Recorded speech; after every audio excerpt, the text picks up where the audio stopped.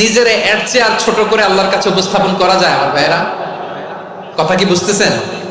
নিজেকে এর চাইতে ছোট, নগণ্য আর তুচ্ছ করে আল্লাহর সাথে প্রেজেন্ট করা যায়?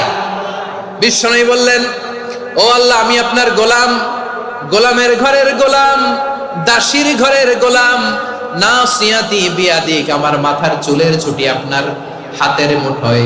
আপনি ডানে টান দিলে আমি ডানে যেতে বাধ্য, আপনি বাঁয়ে টান দিলে বাঁয়ে যেতে বাধ্য। ওইটা পাইলাম না, ওইটা হইল না রে, এরকম অভিযোগ, কমপ্লেইন আমাদের আছে না নাই? আর বিশ্বনবী বলতেন, আদলুন ফিয়া কাদাও, আল্লাহ আমার জন্য তোমার যেটা ফয়সালা এটাই সবচেয়ে শ্রেষ্ঠ ইনসাফ, এর চেয়ে ইনসাফ আর হতে পারে? এভাবে কায়মনোবাক্যে আল্লাহর কাছে বিশ্বনবী দোয়া করতেন। এরপরে বিশ্বনবী বললেন, আল্লাহ, তোমার যত নাম আছে সব নামের ওসিলায় দোয়া করি, যে নাম তুমি আমাদেরকে জানিয়েছো, যে নাম তুমি আমাদেরকে জানাও নাই, যে নাম তুমি কোরআনে নাজিল করেছো, যে নাম নাজিল করো নাই, যে নাম শুধু নবীদেরকে জানিয়েছো। আর আল্লাহর এমন কিছু চমৎকার চমৎকার সুন্দর সুন্দর নাম আছে, এই নামগুলো রব্বুল আলামিন কাউকে জানাবে না। সুবহানাল্লাহ বলেন। আমরা তো 99 নাম জানি, 100 নাম জানি আল্লাহ, কিন্তু আল্লাহর এমনও কিছু নাম আছে যেগুলো আল্লাহ বিশ্বনবীরও জানায় নাই।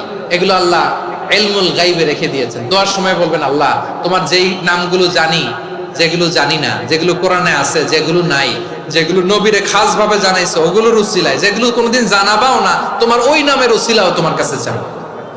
আল্লাহ, কোরআনকে আমার হৃদয়ের বসন্ত বানাও, আমার বক্ষের জ্যোতি বানাও, আমার চিন্তা দুশ্চিন্তা তুমি দূর করে দাও।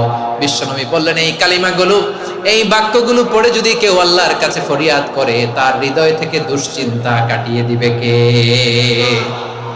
পড়বেন, এই দোয়াগুলো পড়বেন। আচ্ছা, সব শেষে বলি, ঋণের বোঝায় যারা জর্জরিত, বিষ্ণু ইসলাম চমৎকার একটা দোয়া শিখিয়েছেন। আমাদের অনেকে ঋণের বোঝায় জর্জরিত, আছে না নাই? এদিকে কেউ আছেন?